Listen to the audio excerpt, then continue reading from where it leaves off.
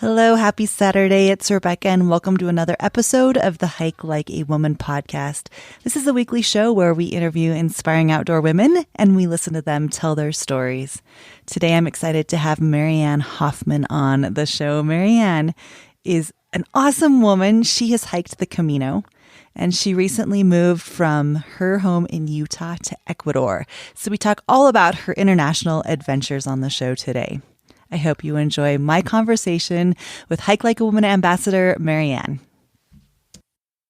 We're recording. Marianne, how are you?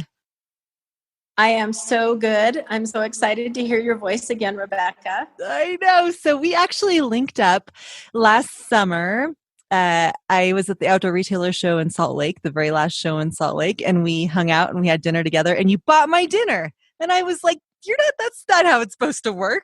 I'm supposed to buy you dinner. Yeah, but it was my pleasure. And I was really excited to meet you. And I mean, I don't know. You've got so much more going on than I do. It was just like, I don't know. It was cool. It was cool. It was so nice. It was so fun to meet you in person. So for those of you who don't know, Marianne is a Hike Like a Woman ambassador, and she joined our team last summer, 2017, July of 2017. And at the time, she was living in Utah, but you have recently just had the most epic adventure. So tell us where you now live and why you moved from Utah to this amazing place. Okay, I don't know if I can completely answer the why, but we are living in Ecuador. We live just outside of a city called Cuenca, which is a beautiful little city, and it's also a World Heritage Site. It's pretty fabulous there, but we live out in the country, close to a little village called Tarqui, because we're kind of more country people. And so I really love it here because our views are absolutely spectacular. We're in the Andes. We actually live at 9,130 feet. So I know, right? So we're kind of on this really steep hill, and I walk up and down it every day, and it still, if I may say, kicks my butt. It's just the elevation is crazy here. So anyway, we love it here. I'm not exactly sure why we moved here. My husband had been talking about it for several years, and to be quite honest, I pretty much just ignored him or just let him talk about it. Just whatever. And then finally last year I said, you talk about it all the time. We've never even been there. I think we should go visit and see if it's really what you think it is, or at least if it's not, maybe we'll stop talking about it. So we came last March. We were here for 14 days, and we impulsively bought a house while we were here on our first visit. So who does that? I don't know. I know. A lot of people have said that. So anyway, we were just going to I don't know what we were going to do, Rebecca. All I know is pretty much less than a year later, we live here. So that's kind of what happened.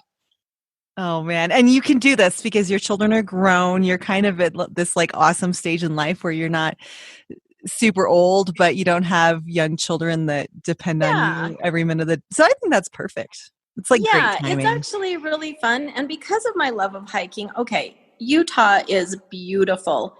I mean, I encourage anybody to go there. We have the most beautiful national monuments, national parks. I mean, the canyons are just amazing. And you know that because you're close in Wyoming and Colorado.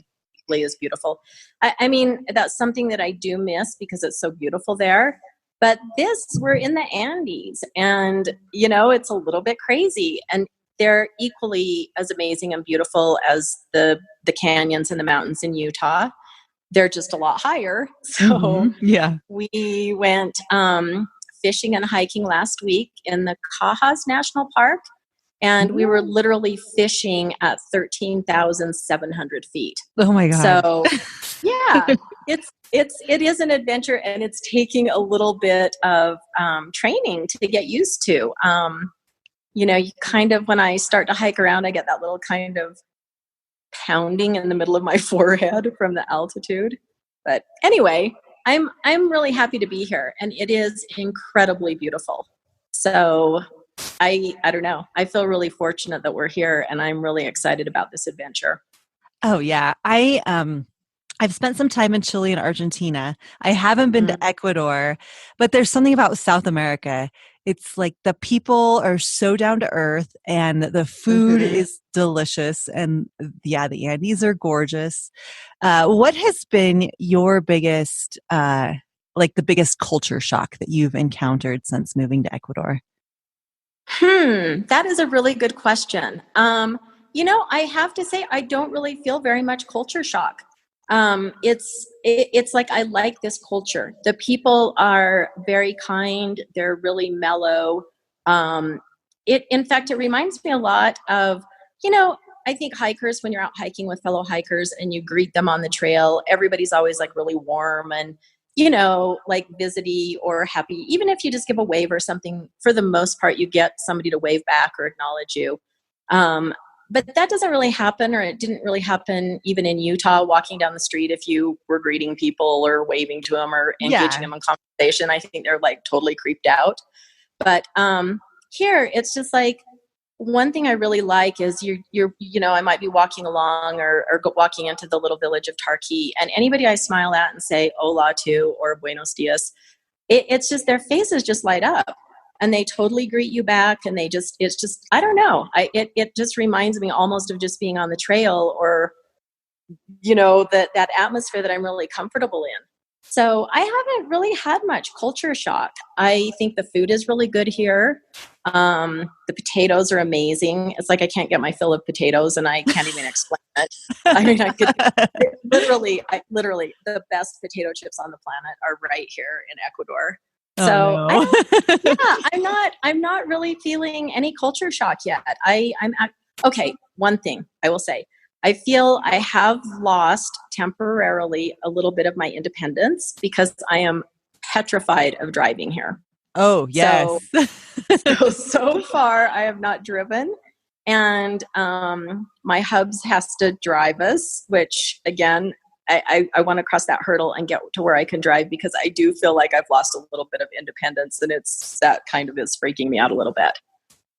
Yeah. Maybe you just need to ease into it, like start driving at 6:00 in the morning when no one's on the road. Right. Exactly. Move it up to 7 a.m. Right. Yeah. Right. I have been in parts of the country where there's or parts of the world where there's no such thing as traffic lanes or lights, right. or, oh my gosh, you're on the sidewalk. So's a car, Yeah. No big deal. It's crazy. It's like, yes, I can't tell you how many times we're driving down the road and you look up and there's literally the grill of a bus right in front of you that's passing from the other lane on the double. Anyway, you know what I mean? But yeah. I mean, it's part of the adventure too. I need to get to where I am comfortable taking that on. And honestly, we've only been here 5 weeks and I'm just not quite comfortable with that yet. So, but that's my goal. My goal is to drive at some point. I don't like driving in downtown Salt Lake, so there you go. Well, the other hurdle is, oh my gosh, we moved to obviously a Spanish-speaking country and don't speak Spanish. I was going to ask you about that. Right? And so to get our driver's licenses here, of course, the driver's test is in Spanish. And so we're panicking a little bit about that. So, no, I don't speak Spanish. But I mean, you were listening to it all day and you do start to pick up a few words here and there. And I've been doing like a little app on my phone that, ever since last March when we were here to try and learn Spanish. But my goal is also, besides driving, is I am, in the next couple of weeks, I'm going to start taking Spanish lessons here. So it'll be great. But I don't know. People are really not a lot of English speakers here, like other countries I've been to. Most of the people in the shops or the mercados, the tiendas, they don't speak English. Mm-hmm. So I really feel like it's important that we get a better grasp of Spanish. So I think that's only fair on our part. Yeah. Yeah, I would agree. I think so. You need to know more than where's the bathroom. Yeah. Right? Although that is helpful to know that. And I am able to ask that. So that does come in handy. What's been, since moving, what's been your biggest adventure? I think the day that we actually ventured out to the Cajas, with language barriers we'd heard because we drove ourselves.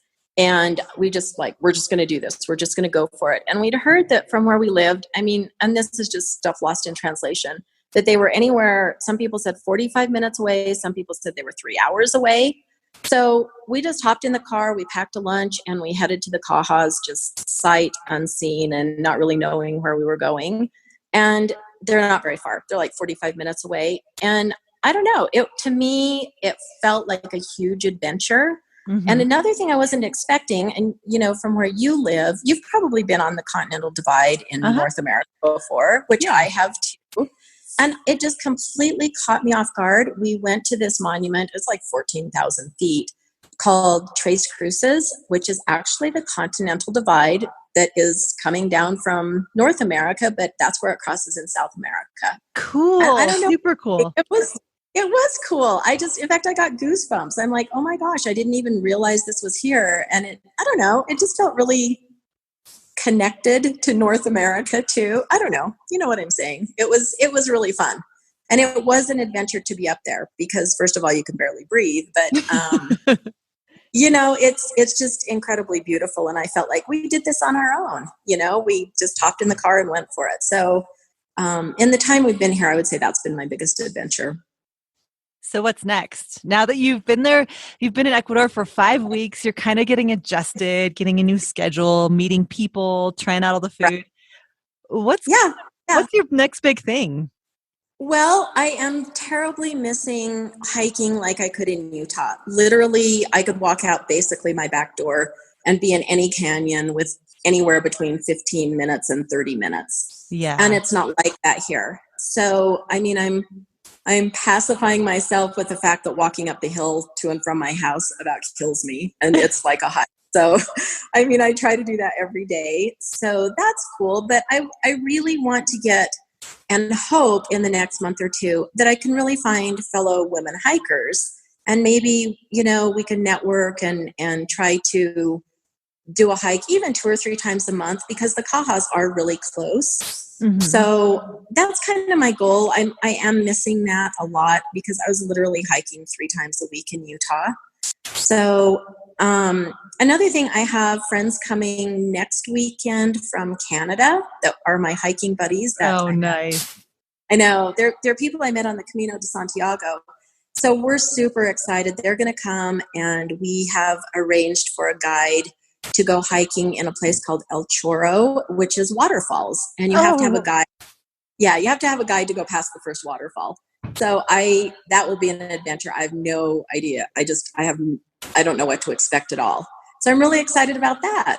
So it's almost like any direction you go, I think there's adventure here, and we're really excited about that.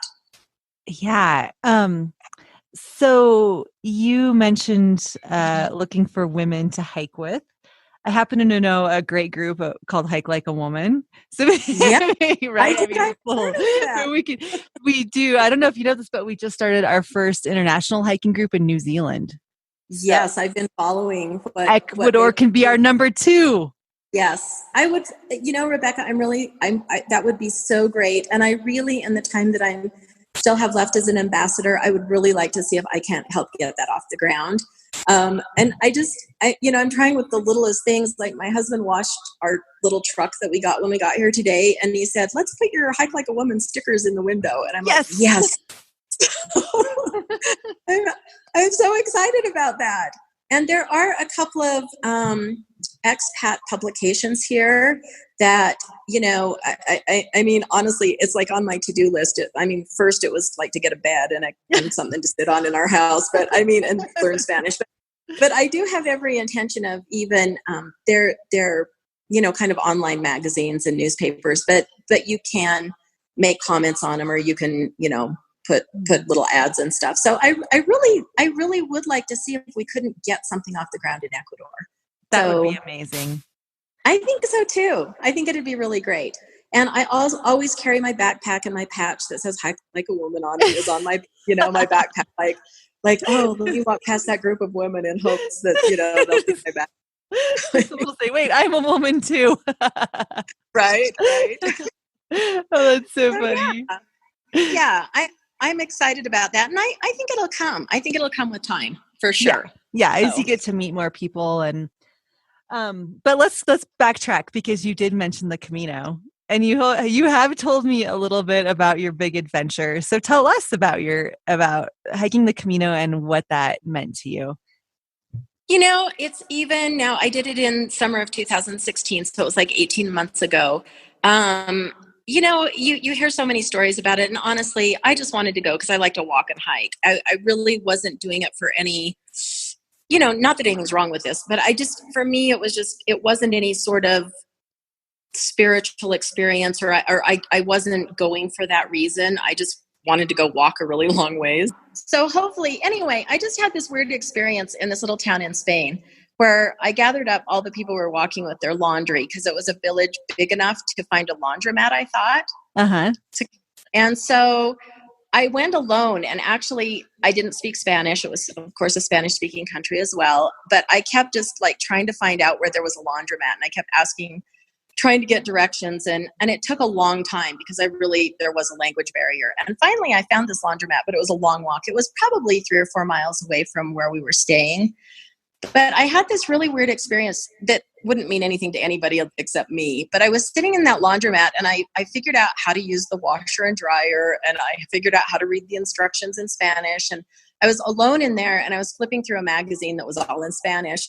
And I just had this weird thought cross my mind that was like, I think I could live in a foreign country. And I don't know, maybe that just set it in motion. And now you are.